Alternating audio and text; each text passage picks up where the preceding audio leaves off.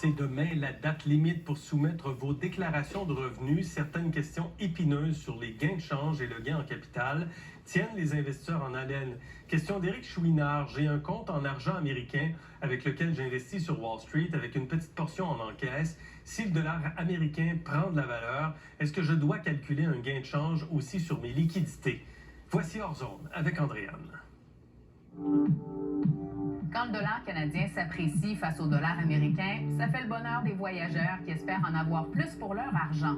Mais les variations de taux de change peuvent aussi être un casse-tête pour ceux qui ont des actifs en devises étrangères parce que chaque petite transaction peut entraîner un impact fiscal. Comment calculer le gain de change?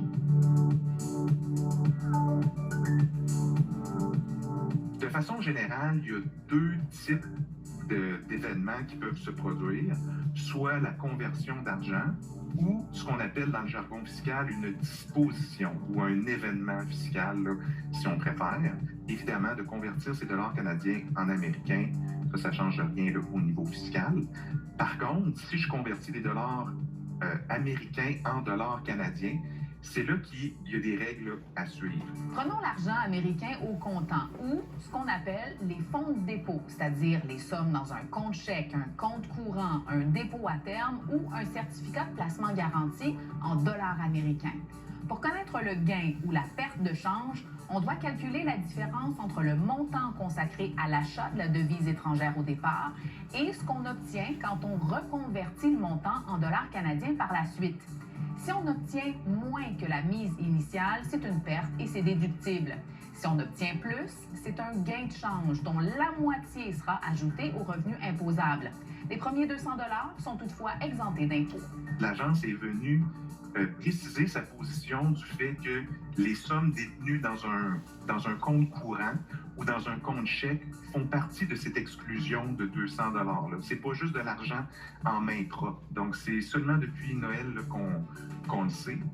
Et la somme de 200 $ n'a jamais été augmentée pour tenir compte de l'inflation depuis son instauration en 1972. Le calcul du gain de change peut donc être complexe, mais ce l'est encore plus lorsqu'il y a des transactions en bourse, par exemple. S'il avait un titre boursier américain qui était investi puis qu'il le vendait, là, il y aurait aussi un événement fiscal, donc une disposition. Et c'est contre-intuitif parce que tout demeure en argent américain. Exemple, j'ai vendu pour 1000 $ américains, puis auparavant, j'avais acheté pour 1000 $ américains. Mais le taux de change a fluctué. Donc, même si la valeur ne varie pas dans la devise étrangère, s'il y a une fluctuation de la devise, il peut avoir un gain en capital à déclarer. C'est simple, les Canadiens doivent calculer les gains ou les pertes de change pour à peu près toutes leurs transactions depuis un compte en devise étrangère. Et pas que pour l'achat ou la vente d'actions ou d'obligations. Ça concerne aussi les transactions immobilières et même l'achat de biens personnels et les menus dépenses. En fait, la seule exception, c'est lorsque l'argent passe d'un compte à l'autre sans changer de devise. Par exemple, lors d'un transfert d'une somme entre deux fonds de dépôt en dollars américains.